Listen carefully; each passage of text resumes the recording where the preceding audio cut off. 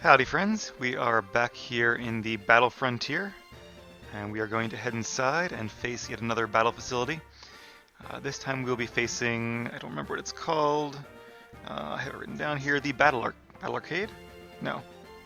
The Battle Hall, I think? I wrote down Battle Arcade, but I don't think that's right. I think the Battle Arcade is something else. That's the Battle Tower. I think we want the Battle Hall. This is the Battle Factory, we've been there. What's down here? Battle Arcade. So that's a pretty cool one too. We'll probably do that one next. Each battle there is a little bit different due to like a roulette wheel. And no, I just don't remember that. I actually looked it up beforehand just to see what all these facilities were and what the best order would be to face them in. I was going to do this one next just because you only need one Pokemon, and we had a bunch of level 50s, but now that we have pretty much all level 50s, or 50 and 51s, we really could do this in any order. Nope, don't want multi-battle. No thank you. Just me today. Nope, didn't want to do that either. Also, it's weird that your Pokemon go into their Pokeball when you come to the Battle Frontier. I wonder if that's because it was like copy-pasted from the other Gen 4 games? Not sure. Not sure. What is the double battle? Yeah, because I know what this is for single battle. You may take single or double battles alone. For single, you enter one Pokemon. Oh, they could actually be level 30 here. Two of the same kind of Pokemon. I see. Now, does that mean two like of the same species of Pokemon, or two of the same type? What does he mean by kind? Alright, well, either way, we don't have two Pokemon of the same type. That was actually an intentional goal I went for when setting up this team. I tend not to like my Pokemon to have duplicate types in the same team. On rare occasions I will make exceptions, but not usually. So I did give Leah the choice specs. I feel like that'll be very helpful here. On my first Diamond game, I did make an exception because there were so many cool Pokemon in Gen 4 I wanted to train. So I trained like Empoleon, which is Steel type, but I also want to train Lucario, which was Steel type, and like Garchomp and Azelf, and it was just kind of a random team. And without that like core of like a Fire, Water, Grass type, or at least like some kind of core like that, and with like a Legendary and then like a really powerful Legendary, it just I didn't really have a lot of fun in that game. I mean, I obviously enjoyed it, but it wasn't as fun as most playthroughs, so kind of reminded me that, hey, I should actually choose a team that feels balanced. So in this battle facility, you face off against each of the different types in one-on-one battles. And I think you do 10 at a time, and you can do them in any order, but the more you face, the better they get. So Kingdra's only weakness in this generation is to dragon attacks. So I'm going to go ahead and start by facing the Dragon Trainers. And I think the later in the game you get, the more powerful the Pokemon become, or the later in the streak you get. So I'm imagining, oh, I'm not downscaled. That's really surprising. And also worrisome. I was thinking that, well, originally I thought we all got downscaled to level 50, so I might not be able to go too far in this tower.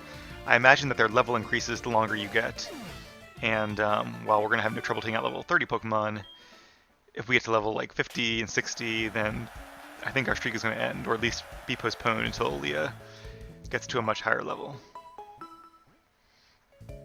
That's a little annoying, but alright. It's kind of a shame too, because I like this battle facility a lot, and I was hoping to maybe do some grinding here for battle points. But won't be doing that anymore. Might just stick with the good old battle tower. We'll see how it goes though. If I like the battle castle or the battle arcade, maybe I'll do them instead or mix it up some. Gible is, I think it's Dragon and Ground. I know its evolutions are, but even if it's not, an Ice Beam should still be enough to defeat it. Gible is the unevolved form of Garchomp. Gabite is the middle one. I know the Gabite and Garchomp are part ground type, I just don't remember if Gible is part ground type as well, or if it's all dragon. Yay!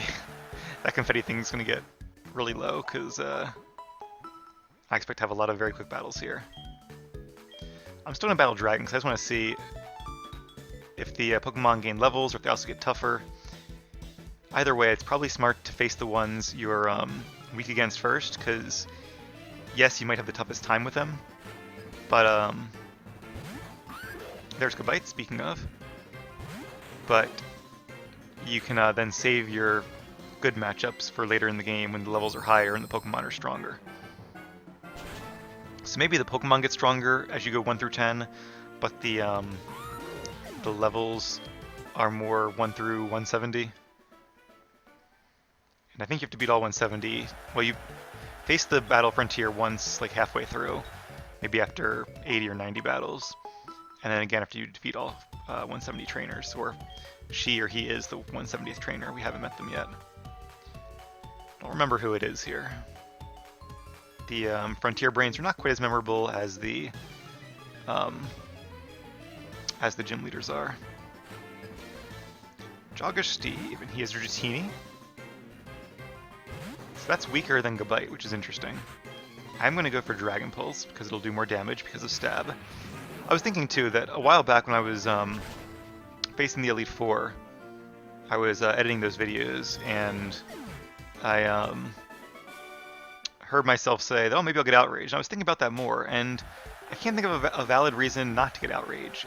It is 30 base power higher. Kingdra's attack, in my case, Leah's attack, I guess I should say, is higher than its special attack, so Outrage will do a lot more damage. Yes, it has some drawbacks because you're locked into it, and it'll confuse you eventually, but I think that's a worthy trade-off. The downside is that Outrage is only obtainable from this place, from the Battle Frontier, from the move tutor outside. So I'll probably wait to get Outrage on Leah until I've already gotten Stone Edge on Heracross and Seed Bomb on Meganium. So if at that point I've ground out 120 battle points and I still feel like going, maybe I'll do another 48, I think it is, and get Outrage, but we'll see how I feel. If not, Dragon Pulse is a perfectly good move. I think normally I just think about a Pokemon in terms of trying to max it in either special attack or attack. Because if you were doing competitive battling, you would want to focus on one or the other in almost all cases, because then you can EV train it into one of those and not to divide your EVs into both. That way you can put the rest of your EVs into speed or HP for defenses, and not have just a very frail sweeper with good attack and good special attack. Okay, Altaria, we're getting a little stronger now. Luckily it won't Mega Evolve and it is doubly weak to Ice, but with 3 more, we could be seeing like Salamences and Garchomps by the end of this. Garchomp is actually a great Pokemon for this Battle Tower. I think I've actually used mine, or this Battle Hall. I think I've used mine here before, but mine isn't EV trained. It's only when I leveled up during my original playthrough. And I think it might be the only one I've trained, so I might have to fix that one day. But even if I do it in a Let's Play, it wouldn't be EV trained, so I don't know. You could, there are like herbs or something you can give it to get rid of its EVs, and then you could train it up again with either EV training or like Carbosinol. But we'll see if I do that or not. More likely I would just use one of my EV trained Pokemon from my original competitive battling team, like Dragonite. Alright, Vibrava is Ground and Dragon. You know, I think I'm probably thinking of this line, where Trapinch is only Ground, and then Vibrava is Ground and Dragon, and Flygon is Ground and Dragon. Since they are modeled after dragonflies. It's weird that the way stats are calculated in Pokemon Go, apparently Vibrava has lower stats than Trapinch does. I think because Trapinch actually has a surprisingly high attack stat. Alright, 3 more to go. This might be a little more exciting once we face Pokemon that aren't weak to us. So I went against the Dragons first because we are weak to Dragon, but you could argue that it's also very easy because we know Ice Beam and Dragon Pulse, which are super effective against them. What I'm really worried about is if we face these guys later on, I might be slower, and in that case, like one Dragon Rush or Outrage or Draco Meteor would take me out. Shelgon is the unevolved form of Salamence, it is the evolved form of Bagon, Generation 3 Pokemon, and it is pure Dragon type. Down it goes. Always think of Elite Four Drake in Hoenn, who has a Shelgon. Now, for defeating a win streak here for 10 wins in a row, you only get 1 battle point, at least for the first one you get 1 battle point. It might be more later on. But it's balanced by the fact that these battles are so quick. So as you can see, we're about 10 minutes in, we've almost done a streak, whereas defeating 7 trainers with 3 Pokemon apiece, or yeah, I guess it's always 3 Pokemon, takes a lot longer. It might be more effective to do double battles. Dragonite. Okay, now we're getting somewhere. Luckily it is a lower level, and is doubly weak to Ice Beam. Outrage. Uh-oh, it is faster though. I guess this Dragonite is EV trained, or Kingdra just has a bad speed stat. Can we survive, or will our win streak be over? Nope. Alright, it was over, so that's really all it took. That's why I wanted to defeat Dragonite when it was a low level, but not low enough. Huh, she could do a dance right now. Maybe a dragon dance. Alright, so no battle points for that. Probably should have gone for something a little bit easier, that way we would have had an easy win and could have got some battle points. But since I've chosen to dedicate this episode to the Battle Hall, let's keep going. Maybe we'll try different Pokemon though. You do have to use the same Pokemon if you want to go for a win streak. But you can change their items and even their movesets, I'm pretty sure. That can be a good strategy too, using a nice sweeper that can have a diverse move pool. Okay, let's think. Heracross just doesn't know really great moves yet, so I wouldn't want to use him. He's also a little slow. I think Olive is our next best person. Question is, do I use the choice specs or stick with the sharp beak? Let's give Olive the choice specs, because I'll probably go against the electric type first, since that's the one that Olive is weak against.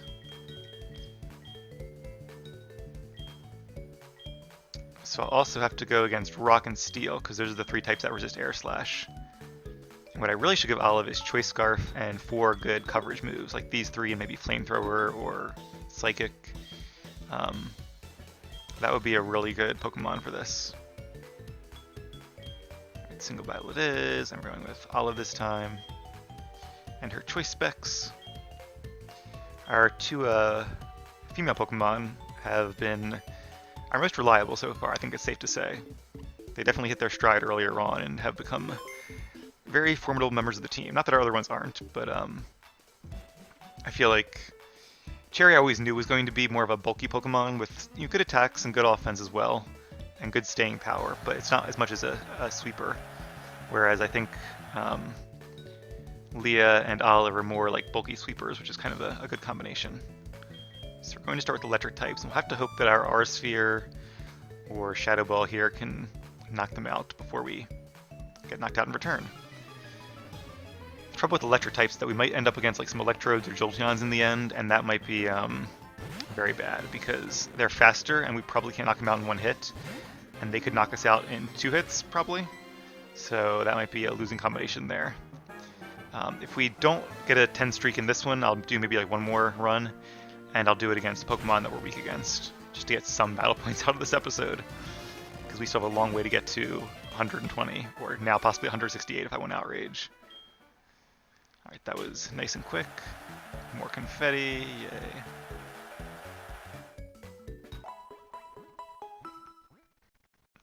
I do really wish I had a Garchomp, because Garchomp can learn like Outrage and Earthquake. You can give it a Choice Band. It's a naturally very fast Pokemon. It's probably going to outspeed 95% of your opponents. And a good portion of the ones who do outspeed Garchomp are electric types, which can barely affect it. They might do like Hidden Power Ice or something later on, but maybe I don't know. For the most part though, they won't pose much of a threat to Garchomp. It's hard to think of a Pokemon that would pose a threat to Garchomp 101. You might want to start with your Ice types, but as long as they're low level, you can knock them out with an Outrage or an Earthquake pretty easily. So I'd probably do the Ice types first, maybe the Dragon types in case you go against like an opposing Garchomp. And I don't think there are very many Pokemon that are immune or that resist both of those types. The only one that comes to mind is Skarmory. That would be immune to Earthquake and resistant to Dragon. And the reason for that is because in this generation, Dragon types are only Dragon moves are only resisted by Steel Pokemon, and Steel is weak to Earthquake. So I think the only Pokemon that could be weak would either be a Steel type with Levitate, or a Steel type that's also part Flying, in other words, Skarmory. Or I guess Celesteela if you're in a later game. Alright, Shinx should be another easy knockout. I'm using R-Sphere over Shadow Ball because it has 10 more base power, so that might make the difference in some of these later matchups.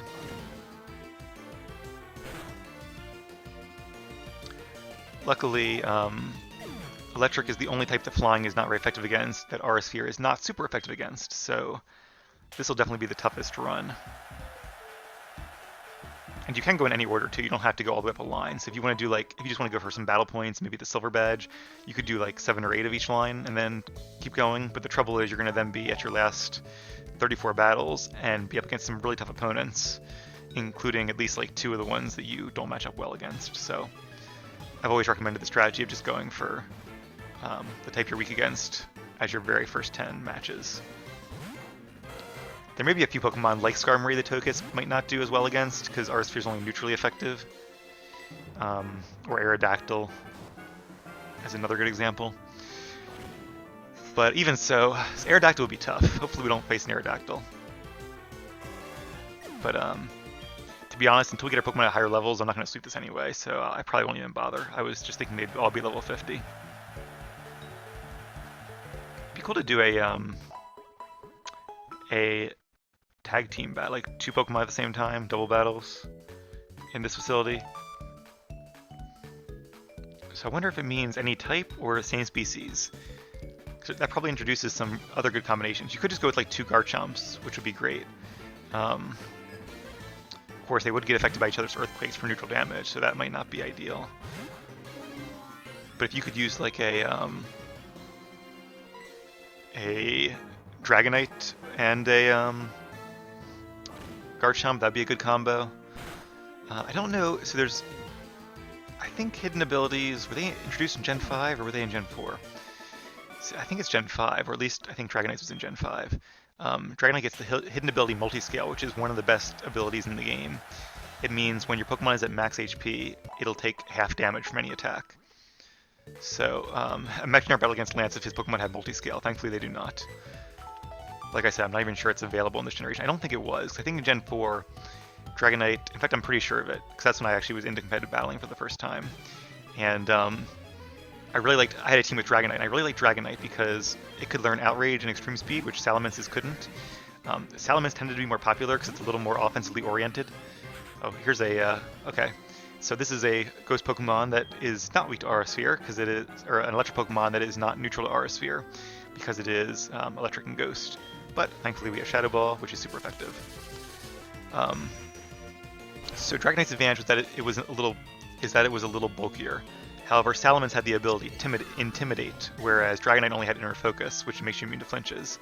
So whereas Inner Focus was not really that useful, unless you're against like a Togekiss or somebody with Fake Out, Intimidate is one of the best abilities in the game as well, because it lowers your opponent's attack by 1 stage as soon as you switch your Pokemon into battle. So it more than made up for Salamence's weaker defenses by having that ability. So the majority of trainers used Salamence. The kind of 2 saving graces for Dragonite were its access to Extreme Speed, which Salamence didn't have. Of course, Salamence is faster naturally, so that kind of makes up for that a bit. And the fact that Salamence could only learn Dragon Claw, it couldn't learn Outrage, so it wasn't quite as powerful as a sweeper. So I used Dragonite, and I could kind of justify it to myself that way, and I did really good with it. I won more battles than I lost for sure. But then Pokemon Platinum came out and introduced the Move Tutor, and the Move Tutor could teach Salamence Outrage, and I was so disappointed when I heard that, because I think the Japanese ones came out first, and that was when I first read about that online and read the list of Move Tutor moves. Oh, here we go, our first Pokemon that wasn't one shot, luckily. Oh, because of Focus Sash, that's not too bad. Or we're locked in because of Choice Band. And Signal Beam is bug type, so even though they're getting more powerful, they're not playing very smart. So that made me say, I think I still used Dragonite for a while, but because I had it, no, was that when I switched to Choice Band Dragonite, or was that when I came back in Gen 6? Not sure. That might have been when I switched to Choice Band Dragonite, but because then you could actually make some use of Extreme Speed, and Outrage was still pretty good. Outrage and Choice Band actually work together pretty well too, because Outrage locks you into its own move anyway, so why not get an extra 50% power from it? Alright, 3 more to go. This is when it gets tough. I believe in you, Olive. Let's give it your all here. Maybe we'll get some lucky crits when we need them. Must have been hard for them to come up with all these different lines for the battle tower. So many opponents. wonder if it's like the same trainers you face in like different facilities, just with random Pokemon each time. Now luckily in I think it was in Gen 5, Dragonite got the ability Multiscale, and at that point it became very competitive once again with Salamence. It kind of was a matter of preference. Each one had their bonuses. There were actually a number of like support style Dragonites, which I've always wanted to try, but I don't think I ever really did. And then of course Salamence got a Mega Evolution, and now Salamence is back in the popularity, so it's kind of unfortunate that Dragonite didn't get a Mega Evolution, but at the same time, I'm worried about what that would look like, because a lot of the Mega Evolutions I just don't like the look of, or the design of. Some I do, maybe like a third I like, and another maybe third I'm like okay about, like it's fine, but it's not like Mega Sceptile. It's cool, it's nothing amazing, but you know, it's cool. And then there are ones I think just look kind of stupid, like actually Mega Salamence is actually probably one of the cooler ones to be honest, but like Swampert, it's a cool Pokemon, great stats, but it's just I don't like the look of it. Or Mega Aerodactyl, not really a big fan of. Alright, so Electabuzz is faster. If this is not a one-shot, we're in big trouble. Oh, look how close it was. Does it have a Focus Sash? Citrus Berry, no. So unless it does something dumb here, that's the end of the sweep. Thunder Punch. Oh well, guys. We gave it a try. This is what happens when you, So I think if you had a level 100 Pokemon, you'd still be facing level like 41 Electabuzz, so you could sweep your counters very easily. And that's really when you want to do this facility. But alright, we'll give it one more try just to get some battle points. No, I don't want to save this stupid battle. It's funny they ask you if you want to save a loss. I guess it's just whatever your last battle is. But yeah, Mega Aerodactyl I'm not a big fan of. Even Mega Metagross it's okay looking, but I don't like its little like pointy beard thing. It's not as cool as regular Metagross. Let me put it that way. It's a cool design, but not as good as regular Metagross. Alright, let's bring one of our other Pokemon and we'll face something that's like weak here. What if we... I was going to say let's bring in CM, but I'm worried about a Torterra. That would be my one real counter. You know, Cherry could be good for this if I go against like water types, but there are so many like water and poison types. I go against rock types. But there's Aerodactyl. Maybe we'll stick with Olive. But let's do something that Olive is good against this time. Probably not grass types because they have so many status moves. But we could go against bug types. That'd be interesting. Maybe we'll do bug types. I haven't faced too many bug types recently. And they tend to be pretty weak in general. There is always Sizer, but even Sizer, maybe with Technician and like, what's it called? The Steel type move that goes first. I can't think of the name of it, but he could maybe do some damage there. I keep wanting to say Quick Claw, but that's the held item. Oh, I almost had it. It's gone. I could go against Ghost and just use my my Aurus or my Shadow Ball. That'd be good too. Gengar might be a decent sweeper here. The trouble with Gengar is you can only take one hit, or probably can't take one hit. Maybe a Gengar with Focus Sash would be good. You just have to hope if you end up against a Tyranitar that your Focus Blast hits. In fact, there are probably a lot of Pokemon that you have to just hope that the Focus Blast hits. I'm trying to think who else would be a really good sweeper here. See, Dragon types are really great because they're not resisted by most Pokemon. And I just keep coming back to Garchomp. I think that's the best one because it's so fast, so speedy, and also pretty bulky too. Salamence would be fine, I think. You'd have a little bit of trouble against the ice types if you couldn't one-shot them, but it has a pretty good moveset too.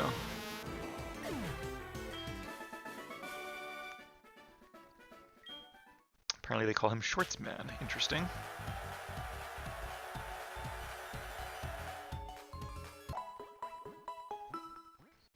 Let's see. Mega Blaziken is pretty cool. Mega Gallade and Gardevoir are both cool. Who else is there? Blastoise not a big fan of. It was cooler with two cannons in my opinion, and it's just, I don't know, kind of looks dumb with the one giant cannon on its back. Mega Charizard's okay. It's a pretty good design in both cases, I suppose. Mega Venusaur looks a lot like regular Venusaur, to be honest. What else is there? Mega Gyarados I really don't like. I think I mentioned that before. Mega Ampharos is cool design-wise, but just stat-wise it's still like too slow in my opinion. I don't think its ability is very good. I think it has Mold Breaker. Mega Altaria is pretty cool. It's like the fluffiest Pokemon in the world. What else is there? There's Mega Camerupt and Sharpedo now. Those I guess are both okay. I like how Mega Camerupt's volcano like explodes. That is pretty cool. And Sharpedo got access to, I think, Speed Boost, which is a really good move. Or was it Strong Jaw? One of them Sharpedo got as its hidden ability, and the other one Mega Sharpedo has. But yeah, Mega Salamence I'm not a big fan of because I don't know, it kind of looks just dumb when it puts its hands in its little holder thing. I don't know. Just not a big fan. I guess the one bright side is that Mega Salamence is definitely more of a flying Pokemon because of its ability Aerialate. So it really leaves the Dragon Pokemoning to Garchomp and Dragonite. Mega Garchomp I'm not too much of a fan of. Its design is okay, but I still think regular Garchomp looks cooler. And it has a lower speed set than Garchomp, so it doesn't get a lot of use for that reason. Mega Tyranitar is pretty cool. That's one of my favorite Mega Evolutions. So yeah. Long story short, I'm both disappointed and glad that Dragonite did not get a Mega Evolution. I'd love to see Mega Dragonite if it's cool. And I'm sure there's some pretty good fan designs for Mega Dragonite, but I think at this point, because Mega Evolution was really a Gen 6 thing, it's kind of unlikely we're going to see one, at least for a while, so we'll see. I wouldn't be surprised, though. It seems like each generation now, they've been really invested in like adding a gimmick to the generations. Like, I feel like Gen 1 was the first generation, Gen 2 was really cool because it really built on that and added a ton of new game mechanics. Gen 3 added like double battles to it, and it was sort of like a reboot where they kind of restarted a bunch of mechanics. And you couldn't access the previous two regions, so it was cool in those respects. Generation 4 then was the first one which split up special and physical attacks. And I'm sure it had more changes than that too, but that's the big one that comes to mind, and that made it really unique. A lot of new moves in that generation as well because of that change. Gen 5, the big kind of gimmick there was more based on the Pokemon. Like, let's put you in a whole new world with all new Pokemon, no repeats. Or get the experience you had in Gen 1 all over again, which I kind of spoiled because from competitive battling, I was familiar with the Pokemon before I actually played the game. But I still had a good time playing it. And while I haven't done a Let's Play of that yet, I did do the boss battles from Pokemon White 2. So I played through both Pokemon White and White 2. And those are both a lot of fun. I do plan to do a either another Pokemon White 2 or a Pokemon Black 2 Let's Play when we get to Generation 5. And the Kalos? There's Kalos Generation 6. What's the 5th generation? Unova, or Unova, however you pronounce it. Alright, so Forretress is Bug and Steel type. It's not weak to any of my attacks. Air Slash is neutral, and Air Slash has a chance to flinch. Specifically a 60% chance to flinch, so I'm going to go for that. Wow, a one-shot. So Forretress must not have good special defense. I know it has really good defense. Alright, let's see how many more there are. But yeah, Generation 5 was really about just having this brand new lineup of Pokemon. I think it was 150 new ones, or 160 even. It was a lot. And it was enough that it really felt like a new region. Or a new kind of fresh start. Gen 6, they added Mega Evolution as their sort of gimmick, and then Gen 7 added Z moves. And I feel like at this point there's kind of enough mechanics in Pokemon games. Generation 3 added abilities too. That was a really big addition actually. That's probably the biggest one, come to think of it.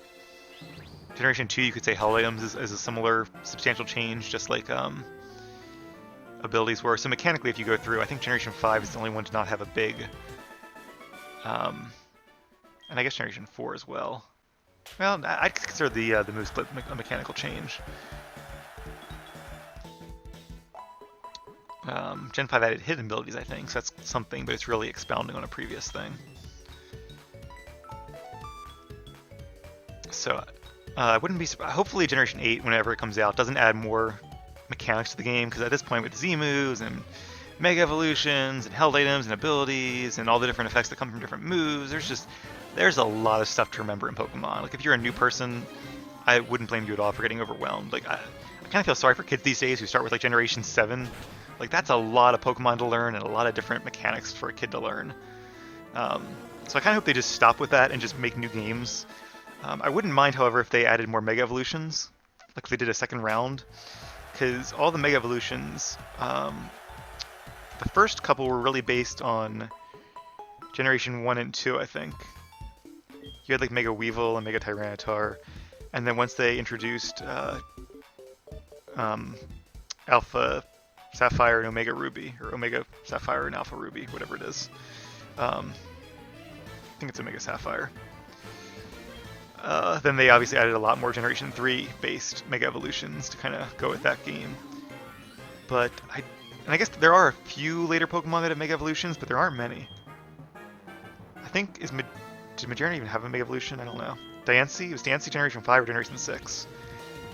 I know Diancie has one, but it's mythical anyway, so it's not really a common Pokemon. Audino is the only Generation 5 one I can think of that I'm sure is Generation 5, and also has a Mega Evolution. Alright, so here's Sizer, the one I was worried about. If it knows... I still can't think of the name. Bullet Punch, that's it.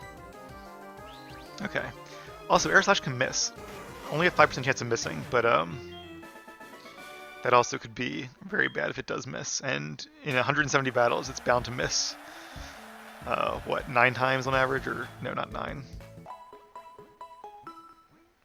It's 8 on average, 8 or 9. Okay, so one more bug type, let's do it. Not sure who this will be, Heracross or I don't know. We already faced Sizer. That was kind of the one that came to mind as the best bug type. I don't know. Ninjask. It'd be really trolly to have a Shedinja here. Make sure if you guys do this that you have a move that that is super effective against a bug ghost type. In my case, Air Slash and Shadow Ball both fit the bill. Because otherwise you can get completely walled by a Shedinja. Also, fun story, which I might have told in my other Let's Plays, but I stopped watching the anime, I don't know, season 3, I don't know, a long time ago. But I kept reading about Ash having a Greninja, and this was before I played Gen 6, so I wasn't as familiar with Pokemon, so I kept reading it as Shedinja instead of Greninja for reasons you can obviously tell, and I was like, whoa, they gave Ash a Shedinja? That's a really a weird Pokemon to give him. That's, you know, kind of a gimmicky Pokemon, and it's like a dead shell of Ninjask. It's just a weird Pokemon that you wouldn't think Ash would get, so I was really surprised until eventually I realized my mistake and was like, oh, that makes a lot more sense that he would have a Greninja and not a Shedinja, but disappointing. Alright, what's up, Todd? Evening, Joe, it's me, Todd. Psyduck is looking more and more like me. Oh, you've told me that many times. I should challenge the Goldenrod Gym. Yep, good luck with that. Okay, so at least we did end on a high note. So that's the Battle Hall. Moral of the story, either use Garchomp and would use level 100 Pokemon no matter what you do. And yeah, definitely be prepared because you'd think that it would be easy winning one-on-one matchups, and it is, but with 170, all it takes is one time for something to go wrong, so anything that can go wrong probably will, and you definitely want to be prepared for even the worst case scenario there, and try to get your counters out of the way first. That's probably all the battle halling I'm going to do, just because the levels actually make a difference until you're level 100. But I will grind some more in the other facilities off screen, and I'll also come back and show you guys the Battle Arcade and the Battle Tower in later episodes. For now, we're going to head back to back to Kanto rather, once again, and continue on in our journeys. Thank you all for watching. Have a great night. I will see you all next time.